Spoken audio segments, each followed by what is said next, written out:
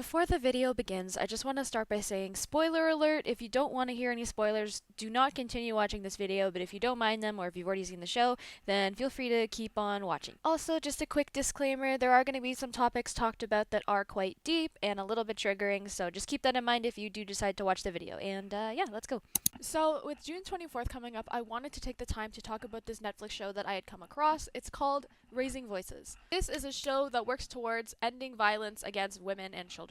Now, if you see me looking over at my phone, I swear I'm not texting or not paying attention to you guys. I just have a bunch of notes on my phone that I am going to be using to kind of address everything I thought about this show. So, I thought this show had a great impact on the various forms of fear, pressure, and violence that women might face daily from their male counterparts. It highlights the spectrum of different types of sexual misconduct and why certain things are wrong and where exactly we should draw the line. This show is beautifully written in the way that each episode is sort of kind of like How I Met Your Mother, except it's in a dark and more twisted sense. With the opening pilot of the show being Alma, the main character, putting up a big banner which states, "Beware, a is hiding in there." For a majority of the show, you spend wondering which of the male characters is the culprit, just like how every day women are constantly trying to pinpoint who exactly might be dangerous or might not be. Watching this show, it really made me reflect on my own life and how I'm consistently always thinking who's safe, who's not, and even if I do feel safe, am I really? This show demonstrates that it's not always strangers who commit acts of violence, but it's almost always the people you're closest to. It's not always the people who appear openly creepy, but it's the ones who are great at hiding amongst the crowd. I think what this show also does well is demonstrating that there are men who understand right from wrong.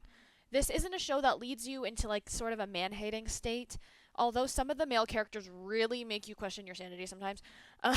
This show features various character developments, some who work towards being respectful, such as Hernan or even Alma's father, and then there are some who don't realize or own up to their own wrongdoings throughout the entire show. It also touches on the significance of why women hesitate or don't bother reporting these issues at all. It also depicts the stigma, the labelization, and the demeaning comments that women face when they actually do decide to report these kinds of things. What happens when a case gets shut down, the backlash someone might face, especially if someone is reporting a well-known individual, the target that gets placed on your back when you finally do speak up about the important matters such as this. The saddest part about the show is that it's not far off from the type of scrutiny that women face when it's her word against his. I believe this show is amazing, and it's something that I really hope we are going to be talking about more within the next couple of weeks. It's a great form of media, and as a woman who has her own experiences with this kind of thing, I couldn't help but make a video about it. And with that being said, I'm going to be analyzing the characters and their actions and how this show represents the experiences of reporting a sexual abuse case and how it adds to the greater narrative of why we should even bother fighting for women's rights in the first place. So just a little bit about the show. So the main character is Alma, and what we initially find out about her is that she's seen as kind of like the angsty teen rebel who is described to others in the beginning as crazy or always causing trouble. However, for us as the viewers, we already see the banner that says she's outing sexual predator. So for us watching it, we're kind of unsure the reasons in the beginning why the students are describing her like that. Flashback to earlier in time, we're brought back to several months before this moment, and Alma already has a difficult relationship with her parents. She often feels misunderstood and is basically your cookie cutter angsty rebel teen who struggles with school and gets picked on by the other kids. She has two really close friends named Greta and Nada, but other than that, she takes on this sort of like lone wolf persona as she feels very different from the other kids. And as I said earlier, Alma's relationship with her parents is complicated from what we're shown. She was very close to her mother and father early on, but as time went on, their relationship sort of grew estranged. In fact, at one point in the show, Alma even chose getting in a car with two very sketchy men as opposed to going home and facing her parents. So what happened was Alma was attending this party, and at one point she's left alone, and around this point in the show, we get introduced heavily to the themes of sexual violence and the fearful experiences of being a woman. After very tense and scary interactions with the two guys she got a ride with, it got to the point where she had to hop out of the car early. What I really appreciate about this scene is how accurately portrayed this type of interaction is. In fact, even after it happened, both Alma and Greta debriefed the situation, ranting about how we as women often feel so uncomfortable when men make these inappropriate comments or even jokes, because on one hand, if we do call them out, we're scared that they're going to retaliate with some sort of violence or anger. On the other hand, if we don't say anything at all, we're told to take jokes better and to get a better sense of humor. So, shortly after this event, during the party, Alma gets super intoxicated and is in a very emotional state. So, three random men we don't even learn the names of. Notice doesn't try to take advantage of her. Again, yet another accurate type of experience that women face daily. We can't even go out and let ourselves be in that much of a vulnerable state because there will always be someone who is willing to take that to their advantage. Thank God, though, in the show, Greta noticed in time and was able to take Alma away from the situation. And let me just say, this is kind of unrelated to the show, but also sort of related. If you are out with your girls, let me just say, please, for the love of Lordy, if you are out with your girls, never ever leave each other alone, okay? Travel in at least pairs, because you'll never know who's waiting around the corner, who's waiting for you to be alone for just 1 second, okay? Like, we girls need to watch each other's back. If you notice the girl is alone, please go and just like stand and talk with her and just pretend you know her, or like compliment her dress or something, because we honestly need to all look out for each other. And as much as the problem is that people shouldn't even be, you know, harming others, unfortunately it's not that easy to take down. So what we can do now is sort of just band together and keep each other safe. So after this, Alma disappears with a man. So for a couple episodes, we're not fully revealed who this guy is. However, all we know is that she left with this guy, then he had sex with her, and she didn't get home until the next day. Again, this show did an amazing job of keeping us in the dark for a bit, as if we were trying to uncover the truth of what happened to Alma. Especially when Greta is looking into everything, she gets that gut feeling that Alma wasn't being entirely honest about everything that had happened. In fact, she even thought that she was like hiding something. It then becomes a game of someone did something to her, but out of all these men in the story, who was the culprit? Because realistically, any one of them could have been the person to do it. But anyways, let's backtrack a little bit before I get into that part of things, because I just wanted to talk about how her parents reacted to all of this, which I understand their fear and frustration with Alma sneaking out. However, when she first gets home, all her parents do is basically just yell at her, and they don't even try to understand everything. Her father even gets physically violent and slaps her, and Alma falls to the ground right after and enters what sort of seems like a bit of a traumatic state. Again, possibly because this is yet another man who has tried to harm her within the last 48 hours. Think about that. Especially as we're supposed to be seeing our parents as sort of like beings of safety, right? But even someone that close to her, someone that's supposed to love her, also gives her a reason to feel unsafe. I can't even imagine how Alma must have felt and the amount of fear she must have had after having 4 honestly horrible experiences with men back to back like that. But anyways, getting back to the guy that Alma left with. So shortly after the party, Alma starts receiving DMs from an unknown user. This person sends her a picture of her sort of lying down in like a sensual position, and this random user calls her a slut. Now, during the rest of the show, she continuously gets messages, but this time it's the guy's winkle, and for a majority of it, if not like all of it, Alma doesn't even say anything. She just keeps receiving these unsolicited pics from this guy, and she's not even reacting to it. He just keeps sending them for some reason, okay? So Alma initially believes that the guy who is sending these pictures is the guy who slept with her while she was drunk, just going under like a hidden username or something. In the end, we find out it wasn't, but we'll get back to that. Anyway, so she goes and confronts her non, which is the guy that she believed is sending her the pictures. So yes, spoiler alert, he's the one who had sex with her. And it's at this point in the show that I was watching and I was like, it has to be him. It has to be him, because he was literally dying to be with her. He was literally dying to be with her, and he had to have jumped at the opportunity. And guess what? Spoiler alert again, it was literally him. So yeah. However, my initial interpretation was that he completely just raped her. However, we find out that she did consent, sort of. At least what she describes to Greta is that she thought it would have been a good idea at the time. However, Alma decided to just kind of let it happen, which later on, Alma's mother explains that just because you said yes initially doesn't mean you can't change your mind during the act, which is so important. Ladies, please listen up. Please take that advice to a T, because you are allowed to withdraw consent at any point, okay? I really like the show, and how I really like that the show addressed that, because I feel like a lot of women, especially like during the act, especially like it's also like it's a hard line, because half the time, like when we are interacting with men, let's say it's like a guy that you barely know, or that you're not dating, or like I don't know, you guys are just like hooking up or something, and halfway through you're kind of like, you know, I'm not really like feeling it, like it's kind of hurting, like, you know, whatever the case may be. It's so hard to stick up and say like, hey guy, hey dude, like can we stop? Because usually they won't. Like, in my experience, usually they won't. Or they'll give some kind of snarky comment, like, you're gonna give me blue balls or whatever. Girls, let me just say blue balls. It's not an actual thing. So, if a guy ever pulls that card, literally, get the F out. push him off. I don't know, like literally just leave or kick him out, because honestly, like we are allowed to have a right to our body, okay? We are allowed to withdraw consent. We are allowed to change our minds. We are allowed to change our god flipping minds, okay? Also, what this show addresses is that Hernan is still in the wrong, even though Alma had like consented. Hernan was her friend, and she even points this out, that a real friend would have just taken her home. Now in my head, I kind of got into like a mini battle during the show, like within myself. Just kind of like, well, you know, maybe he knows Alma, and maybe he knows that like she would definitely not want to face her parents right now, so like, you know, maybe that's why he didn't just take her home. But then at the same time, it's like, you know, she's drunk, you're like not as drunk, you didn't have to her, you know what I mean? Like you could have just, you know, she could have just like stayed at your house. Like you could have just like let her sleep on the couch or something, you know? Like you didn't have to sleep with her. And by the looks of how it all went down, at least like when you watch the scene, she doesn't look like she's enjoying it. Like, be for real, girl. Like, she's not even moaning. Like, she's not even like making any noise. She's not even smiling, okay? Like, I feel like if personally, if I was a dude and I was like, you know, putting in it, what am I trying to say? If I was having sex with somebody and they looked uncomfortable, or they looked like they were not enjoying it at all, I would stop. I would stop and be like, hey, are we good? Do you want to keep doing this? Because like, I feel like that's just a decent human being thing to do. But in the show, like, you know, it shows the kinds of people, the kinds of men specifically, who only think about their own needs and don't really see women as people who have wants or desires or needs, because consistently we're shown that they're only thinking about themselves. They're willing to take advantage of women no matter what state they're in. It was that, as well as the fact that she was also on drugs. She was on Molly. She was probably drunk and possibly on weed too. Like, we don't know the full story, but she was definitely like really heavily intoxicated, right? So honestly, like, for her to give consent is a gray area, because if you're on that many drugs, yes, our minds are in an altered state, and that inherently means that we will make different decisions than we would if we were sober.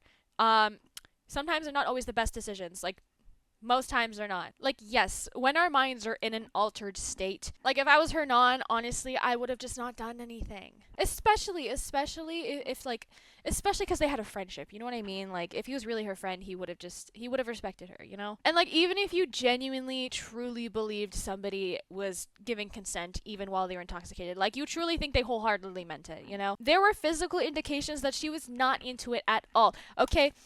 Enthusiastic consent, people. That's a thing. Enthusiastic consent. Remember that, especially if you are a person who doesn't really understand consent. Enthusiastic consent is basically where your partner, like the person you are asking consent from, is giving it with enthusiasm, okay? You're not just like, you know, if you notice they're uncomfortable or they're fidgeting or they don't seem as into it as you are, then yeah, that's probably an indication that they are not comfortable. And in that case, you know, if you still want to try to get somewhere, like, talk to them, you know, they might still say no, but like, and then at that point, just like, you know, obviously respect that, but communication is everything, right? Like, you can't just assume somebody's okay when they don't look like it, you know? But anyways, like I said, in the beginning of the video, there are certain male characters who show forms of remorse and genuinely apologize to the people that they hurt. They also show forms of growth, as Alma's dad apologizes and develops a more stable relationship with her, and Hernan genuinely seemed to not know it was wrong of him and quickly reflected on himself and into understanding why his actions weren't good, and then I'm pretty sure he corrected them. Like, it really did seem like he wouldn't do it again, you know? These two male characters demonstrate that change is possible, and that as a man you can be on the side of consent. Like, you are allowed to be. You are allowed to be on the side of doing what's right. It's honestly refreshing to see male leads who take the time to try and actually understand women, rather than just try to shift the blame on them and, you know, relinquish ownership of the wrongings that they've done. And now that we've addressed the types of men who show growth in the show, let's talk about the kinds who don't change for the better at all. So, if anything, the more the show goes on, the more we learn that these characters don't see anything wrong with what they're doing and show barely, if not no growth at all, which ultimately leads to their downfall, so keep that in mind. So let's first talk about Alberto. Remember how I mentioned that Alma received unsolicited pictures from a random user? So turns out this user was Alberto. If you don't know who that is, he's the boyfriend of Alma's friend Nata, and the same guy who called Alma crazy in the beginning of the show. So just a little bit of Nata and Alberto's relationship. So Nata and her boyfriend, from what we see in the beginning, they have very undeniable chemistry. But in reality, we also see how much he actually does care, which is barely at all, considering how they spent their Valentine's Day. We also get to see how he only takes actions when it benefits him, how easy it is for him to lie so that he can get what he wants, how he would let his friends Nata and not even with her consent. Sure, Nata said that she was screw multiple guys, which she clears up to be a joke, but also, you know, from Alberto's point, maybe he didn't know she was joking, but at the same time, the problem lies with the fact that Alberto never even actually fully asked her or discussed it with her. He just assumed it was fine. He just took action without even consulting her first. And also the fact that after it happened, he was more concerned with whether or not she was going to report them or not, or if their friends would have been in shit, or, rather than caring about the well being of his own girlfriend. We also see the side of him that sends pictures to Alma and is trying to, I don't know exactly what he's trying to do with her, but, you can tell that he has some sort of interest in her in a sick and twisted sense. And the fact that he is trying to break apart Nada from her friends, like any second he had to kind of pin Nata against her friends, he took it. And those are, not to say he's a narcissist, but those are narcissistic traits, okay? We can't exactly blame Nata for not leaving sooner because we see her interactions with her mother and how her mother's advice is to basically just suck it up because men are gonna be awful regardless, and your job as a woman is to just keep quiet and move on. Um, Obviously, don't follow that advice. Obviously, unless it comes to like safety concerns, which on like I said, that shouldn't even be a problem. That's the actual problem lies within the doesn't what am I trying to say? The problem doesn't lie within the victim. It lies within the person committing harm. But yeah, like we do see Nata try to leave her boyfriend multiple times, but like time and time again, he just tries to love bomb her and he tries to win her back. So this relationship within the show also kind of demonstrates how women sort of act in relationships sometimes and the kinds of problems they might face when they are in a committed relationship like that. Like, don't get me wrong, there are really good things within Nata and Alberto's relationship. Like I said, their chemistry, but also chemistry isn't always enough, and you got to keep that in mind. Chemistry is not always enough to keep a relationship going. You need somebody that is going to be willing to respect your boundaries and somebody that is willing to understand you and not just shift the blame onto you or to other people. Someone who is willing to take ownership for the things that they did and communicate about it. I really like that the writers of the show incorporated Nada and Alberto's relationship because it shows that even within a romantic committed relationship, consent is still important. Can and that's the problem is like some people think that you can't, rape somebody or you can't sexually coerce them or like commit misconduct on somebody just because you're in a relationship, but that's not true at all. Consent is important regardless of if you're in a relationship or not. And we see how Nata reacts to the kinds of things Alberto has done. Like, it really toils with her and it really hurts her. And if you really love somebody, you don't want to hurt them. Be for real. If you're in a relationship with somebody you actually care about, you don't want to hurt them. Now, I also want to take the time to talk about basically like everybody else in the show as a whole, and by that I mean the importance of what it means to be a bystander, because this is also a very important theme in the show as we see how easy rumors are spread, how easy people will just believe into the narrative that somebody just pushes out without actually like looking through all the facts. This is very accurate to how real life works. Speaking from experience, like, I don't know if I should out this information, but also, you guys aren't gonna know who it is. One of my ex-boyfriends, after we broke up, I broke up with him because he just wasn't very committed as much as I was. And I talked to him about it. I said, hey, like, look, it just doesn't seem like you want to be in this relationship. Like, it seems like you want to be with me, but it seems like you don't want to put in the work for a relationship. And then eventually he was like, okay, yeah, like, you're right. So I thought we had very good communication, okay? Like, we parted. I thought that was going to be it, but then he went around telling all my friends and everyone in our like social circle that I was crazy and that's why he left me. And in that situation, it really showed me how easy it is for people to just believe the narrative that the man will put out, because I didn't say anything because, for one, I didn't even know what was really happening. Two, I didn't know who he was telling. I just heard from other people like, hey, like, he's been saying this about you. And three, I didn't think it was very important. I wasn't gonna go and tell everyone like, hey, I broke up with him, because we're all friends, you know what I mean? But then when I did decide to start talking to people and tell them my stories, let me just say, the girls were way more receptive to hearing my side of things than the men were. And by that I mean, when I did try to speak to certain guys like 2 months after everything had happened, they just responded by saying, hey, look, it's personal, you don't have to share it. And in my head, all I could think is that that's just him saying that he just doesn't want to hear my point of view, because it's just easier to believe that the woman is crazy and that the man is in the right. Because if you think about it, that's the kind of narrative. That's, if we think about it, a lot of women are starting to value themselves more. A lot of women are starting to um, realize that they deserve more in relationships, that we don't just deserve to be treated like a maid or like a mother, that we deserve partnership. You know what I mean? And so now that more and more women are deciding to just like up and leave relationships that they're not happy in, that it's from the guy's point of view, at least this is what like my male friend told me. From the guy's point of view, it's, you know, women suck because they always leave us. Like that's just kind of the narrative. And like they're, I'm not sure if they like 100% understand why or grasp, but like that's why. But rather than taking ownership and believing that, for a lot of men, like not all men, okay? Like keep that in mind before you go attack me in the comments. I'm not saying all men. I'm saying a lot of men, it's just easier for them to just say women are crazy than to actually take ownership of the things that they're doing, because they grow up being told all they need to do is provide for the women, provide for the family, make money. That's all your role is in a relationship. But now that we women are wanting more, we're wanting partnership, we're wanting romantic intimacy, we're wanting romantic gestures, you know, we're wanting more.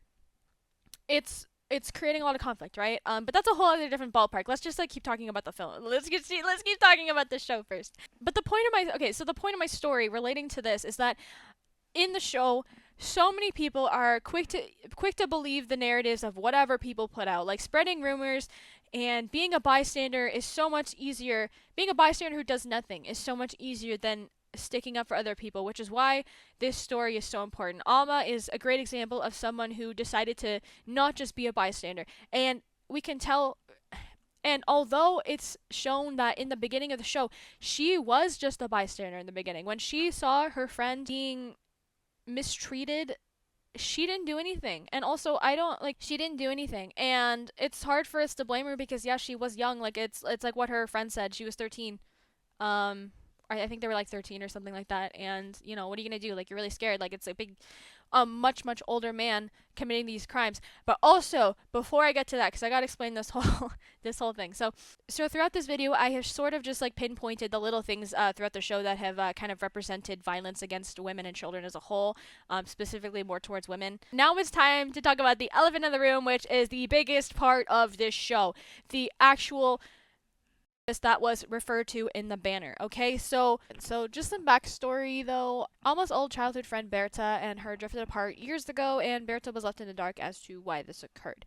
Now we find out later that Berta attempted to unalive herself, and the reason for this being that she was consistently abused by her history teacher for an entire school year. We even see the effects that it has on her even years later, and how bad this kind of abuse can affect people throughout their entire lives. We also get introduced to the concept that most women who reported abuse cases were shut down, and that the mental toll it takes on people gets so bad that so many of them unalive themselves before the age of 30. Spoiler alert, Berta is no exception, especially because it becomes revealed that Berta's case was shut down and summed up as a symptom of her BPD. However, this made no sense to me because according to the DSM-5, when you're diagnosing somebody with BPD, lying is not listed as one of the behavioral tendencies or symptoms of it. So obviously this case wasn't looked into enough, and even if it was, it's so hard for police to do anything unless someone has physical evidence of something occurring. More often than not, most reported cases don't do anything, frankly because these types of incidences aren't seen as a priority. In fact, I was listening to this podcast, I really don't remember which podcast it was, but it was about these two women, and they were talking about how one time this girl had a roommate noticed that someone was standing outside their house for hours on end, and honestly got kind of spooked. And especially keep in mind that like this person has like social media, like they have a pretty big following, so it's not unlikely that it wasn't a stalker or anything like that. However, she like dialed up the police, they answered, and she told them the situation, and basically what happened was they said, yeah, no, we can't do anything unless he actually does something, call us back if he does. That entire experience alone, along with the show, just really truly shows how much women's safety is just undervalued. Because honestly, throughout history, who have been the people that run the police departments? Who have been the people that take up a majority of the staff? Who deals with more of these cases than others? If you didn't get it by now, it's men. And I hate to be the one to say it, but realistically, 1 in 4 men are rapists. That's how bad it is. So how many of those men working in police departments probably know this information and are probably doing things to protect their reputation, who might also be committing acts of sexual violence as well. How many of them prefer to side with the men as opposed to sticking up with women? So many people believe in false accusation cases than they do in real ones. Whether or not that's because it's just easier than facing reality, I don't know, but that's just what statistics say. In fact, in high school, one of my classmates had told me that he wanted to hook up with this girl that we also went to school with, but he was so afraid to like actually go and hook up with her. He was like hesitant to do it or something because he was just worried that she was going to falsely accuse him of, like, are you kidding me? Like, what are you going to be doing? What are you going to be doing to her that's going to make her think that? Like, cause like honestly, realistically, what other motive do women have? It's not like he had a job or assets or some shit. Like, you know, like if you could argue that or whatever, but 90%, like I can guarantee, like I don't know any of these women, I can guarantee like 99% of these women are not falsely accusing, because like what do we have to gain? Realistically, think about it. What do we have to gain? People hating us, people sending us death threats, people not believing us, people calling us crazy, having a whole case go through, putting in all the fucking work just for nothing to happen. Like, realistically, what do we have to gain? Like, to me, the whole idea that there's false accusations is just dumb. Like, unless somebody has like a history of lying or like some kind of psychological reasoning to kind of like, you know, like unless they have like they're like a pathological liar or something like that. But like most people, I can guarantee, don't have that. On average, only 5.9% of cases are actually deemed as a false accusation. 5.9% out of 100 are actually fake. And we see how Berta's case was treated.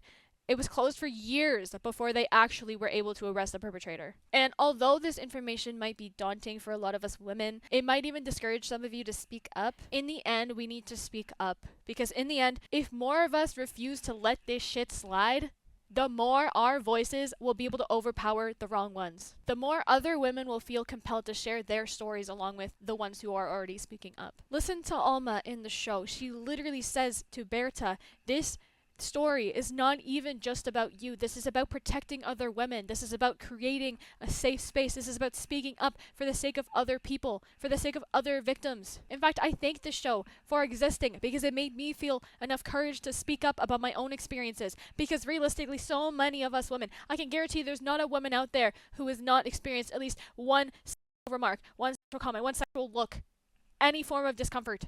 Like, it is daily. It makes me so angry because it's daily. It happens so often. And we need media like this because it helps us feel like we're being heard.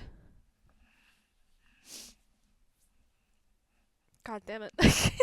Overall, I really enjoyed the show, and I feel like it's gonna make the same sort of impact that something like 13 Reasons Why did. Obviously, that show has a lot of things said about it, and a lot of controversy and stuff like that, but I think this show was amazingly made, and I don't have any complaints about it, really. Like, from start to finish, it's like one of those shows that I personally feel like the beginning all the way to the end just keeps you on your feet, and it's like constantly just interesting, and it really makes you think, and it has such an important message, which is also more important to me because I feel like we need media. We need so much media that talks about these kind of things, because the more we talk about it, the more we voice our concerns, the more we keep adding to the discussion, the more things are going to change. And as much as you might feel like, you know, like if you're a person watching, my little voice isn't going to do anything, that's such a big fucking lie. Because though, you know what I mean? Like, the right person could see your video at the right time, and you might just be able to give them enough courage to speak up about their own problems. That's why I'm going to continue to make these kinds of videos. That's why I'm going to continue to keep talking about stuff that people are afraid to talk about, because we need people to do that. We seriously need people to do that. And I know I don't have an education like I do, but I didn't get the degree, you know, like I went there for 3 years, but I don't care anymore. This stuff needs to be said. I am educated. Whether or not I have a degree, I have to accept that I am educated enough. I did 3 years of school, and I passed most of my I passed all of my classes except for one. Okay, that was statistics though, so it has nothing to do with this kind of thing. So, you know, But anyways, I want you guys to let me know what you think. If you guys have seen the show, let me know in the comments what you thought about it. Let me know if there's anything that I missed or anything you want me to talk about. I'll be happy to just discuss stuff with you guys in the comments because I love talking about this kind of thing and I love meeting people who love this kind of thing. So, that being said, this has been Kawaa Yeet, and I'm gonna yeet out. Bye bye.